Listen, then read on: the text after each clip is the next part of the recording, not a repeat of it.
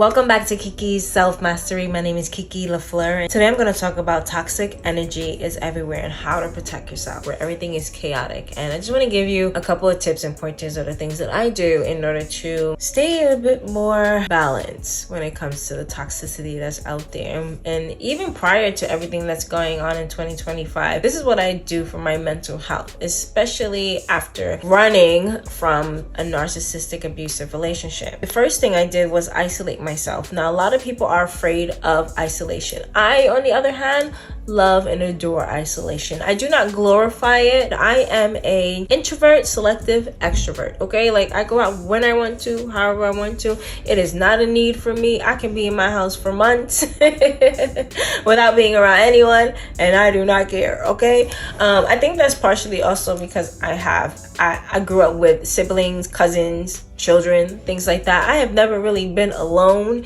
even when I am home. So for me, isolation has always been something that I ran towards instead of away from. It's a bit different in that way, but what isolation does, though, it helps you to find your center, find yourself, hear your thoughts without everybody else's input.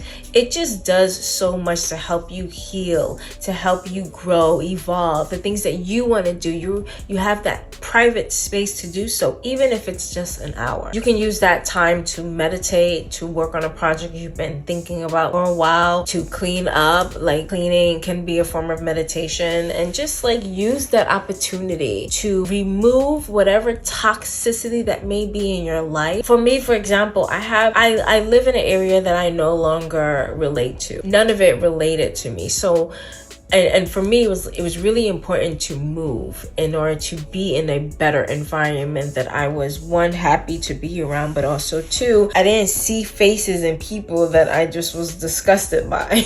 I'm gonna be honest with you. Like, I needed to separate myself from it in any way possible so that I can get through the process of being there until I was able to move. And for me, that was isolation. Like, I didn't go out and socialize in the environment. I didn't speak to my neighbor, do much of anything when it came to the neighborhood. Even as far as shopping for just running my errands, I went to other areas that were nicer and pleasant that I felt more comfortable to be in order to allow myself that level of freedom. For me, I felt like isolation was super important when it came to the toxic around me. I even went outside incognito. What do I mean by that? Like, I wore my glasses, my hat.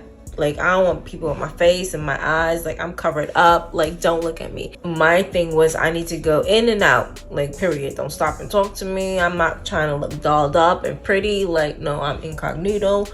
I went out of here. It made it a bit more pleasant, because just the thought of still being in that environment was stressful. The other thing is I shut off the noise. Like, when it came to social media, when it came to friends, family, like I don't care who you were. When there's a lot going on, I have to shut it all down. It doesn't mean that I'm shutting it down long term. It could just be for an hour. It could be for the day. It could be for a week, a month. It just depends what mood I am. But nonetheless, like, I will always take the opportunity to make sure that I have that time to myself when it came to shutting out everyone. And it's a part of the isolation, but even in my isolation, I would still call friends, call family. I had to learn to juggle the two, because there were just some days that I just didn't want to be bothered with nobody whatsoever. And it allowed me to find my happy place, I should say, when it came to all the noise that was around me. And that includes social media. That includes the things that I watched on TV, things that I listened to, which brings me to my next point, which is listening to positive music. I don't listen to music that is violent. At this moment in my life, to be honest with you, like, I really only listen to Christian rap. Like, if I'm gonna listen to rap at all, I don't even really listen to much R&B. I listen to Christian R&B, things like that, because it doesn't have all the violent, it's not too heavy, it's more inspirational, breaking hearts type of love type of music, you know, like it's pretty neutral. So it allowed me to stay neutral in my own space, mental health, because of the music I was listening to. It just made me feel, actually I listen to a lot of music, but the music I listen to is a lot more uplifting. So if I listen to any type of R&B, it's always about femininity, increasing my femininity, like soft life and just like getting money, like, but it's like money mantra type music, like money, money, money, money, money, money, like things like that. It wouldn't be like hardcore rap where I'm talking about money, where they're talking about money, guns, and all this other stuff. No, it's literally that playlist itself, and I can put those two playlists down in the link, just so that it's from Spotify. So if you have Spotify and you want to listen to the playlist, I will link them down below for you, so you get an idea of what I'm talking about. And if I don't listen to those two type of music, it's contemporary, it's classical, it's things like that that are soothing. It's music that have megahertz to it, so 777 hertz, 582 hertz, things like that, in order to keep my frequency vibration high, because that was my ultimate goal. Quick interruption: if you are enjoying my channel, please do me a solid and hit that thumbs up, you guys. It will help my channel and help me to reach so many more people with my message. Thank you. And that includes the TV that I watch, if I watch TV at all. But if I did, it was always mostly the Nature Channel, and it was either funny movies or I love action, like regardless of what, like I love me some action. And even that I had to like slow down, because I just didn't want anything to mess with my body. And sometimes action films itself can be a bit too aggressive, that I get either frightened or intense feelings, and I just didn't want that. So I would always make sure like for example, I love SpongeBob SquarePants, and I would always watch, and I just want to zone out, I'll put on some SpongeBob SquarePants, because my goal is to keep everything in my life as peaceful as possible, mainly because of coming from a narcissistic abusive relationship. And then here we are now in 2025 dealing with all this chaos in the world. I am intensifying the things that I do, because I don't need anything coming in and messing up my frequency. Why? Because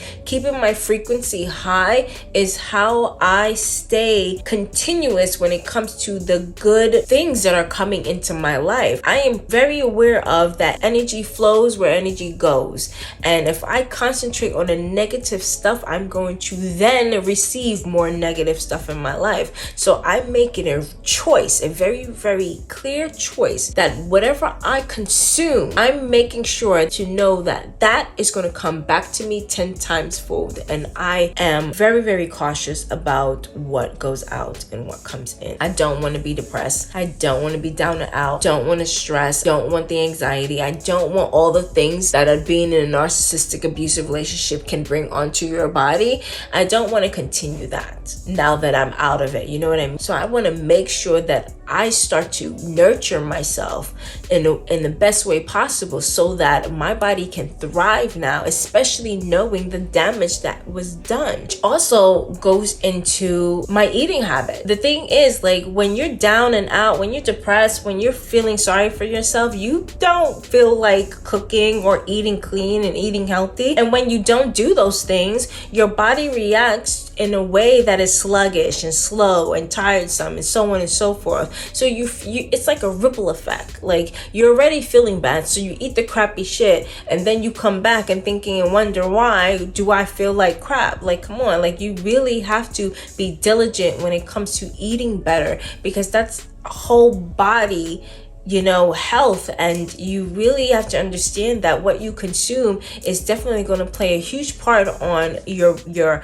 intestines, your nervous system, so on and so forth, and how your mood is. Like, it all plays a part, whether you want to ignore it or disregard it. I promise you, as you start to mature in wisdom and age, I don't like to use the word old, so if you hear me say mature, that's what I mean. You start to notice that your body is starting to break down, and usually by that time, then you want to get serious. But I recommend that you start now. Start while you're young. If you're more mature and you're listening to this, start now if you haven't already. Like, it's never too late. As long as you got air in your lungs, it is never too late to start eating healthy, eating clean, taking better care of yourself. And this is not even just to say this to you. This is me saying this to myself, because prior to the way that I consume healthier food now. When I was down and out, when being in a narcissistic relationship was very difficult to eat clean and healthy, because that fool didn't know a salad if I threw it at him. So when you're around someone that doesn't eat healthy, you're also not going to eat healthy. Even though I had the wisdom, knowledge, and understanding when it came to eating cleaner food, I couldn't do it around him because he wasn't eating all these clean foods. And if he was making something to eat, he would give it to me and it'd be a burnt crisp bunch of shit. And I'm like, I can't eat this, but I would eat it because I'm starving and I'm hungry. The other thing was, after post the relationship, I realized how down and out I am. I'm literally depressed and I didn't have the energy, one, to get up and feed myself. So I would always buy fast food, always buy the stuff that I knew that my body didn't want or need, but I was hungry, so I ate it. So me telling you this is not just because I'm telling you this. I'm telling you this because this is a reminder for me. So when I go back and I look at these videos and I'm like, what did I do then? Because life has a way of repeating itself.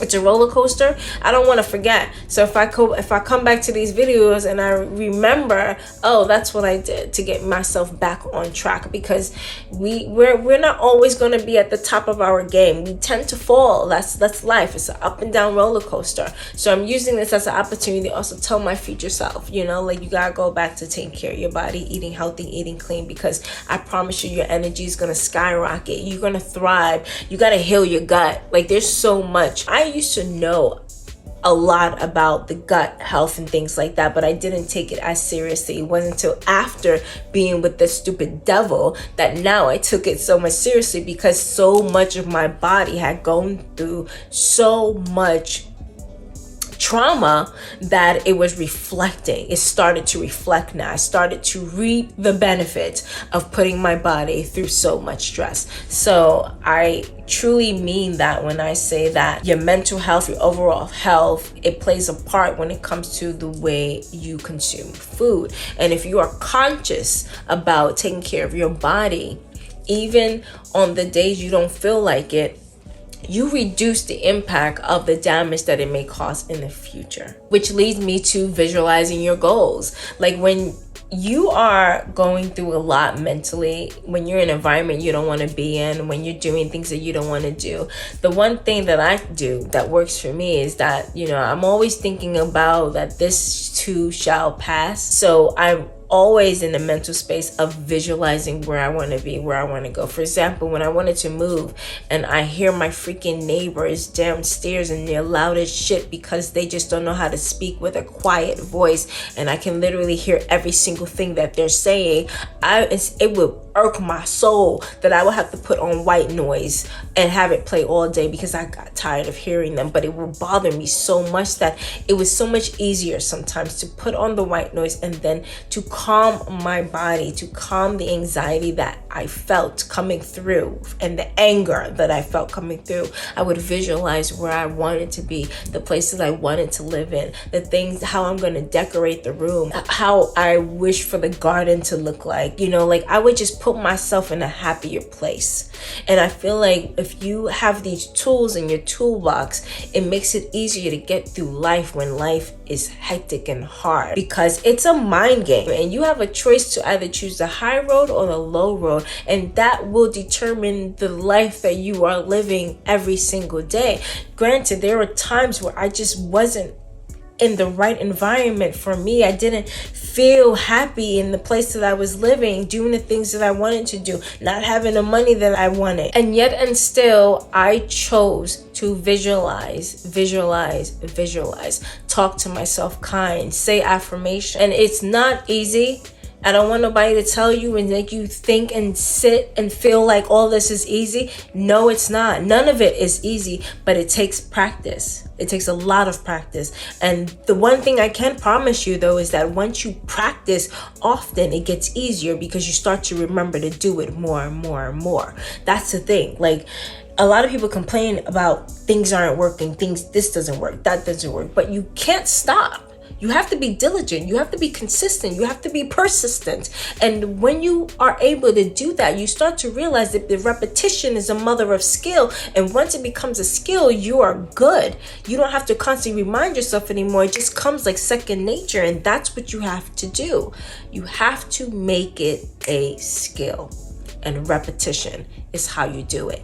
I don't care if it's 30 days. I don't care if it's 60 days, 90 days. I'm still doing things that took me a year to learn, because sometimes you start and then you forget about it, and then you got to restart, and you got to restart, so on and so forth. The cycle continues. For me personally, I don't care how many times it takes me to learn something. As long as I continue, long as I get back up, I'm going to try. Once you have that type of mentality that I'm just like no holds bars type of mentality, you're resilient, you're gonna keep going, you're gonna keep trying, things will start to happen for you. It has no choice. And once you have that type of mentality that, all right, it ain't working right now, all right, it might take me a month, it might take me 2, it might take me a year, I'm not quitting.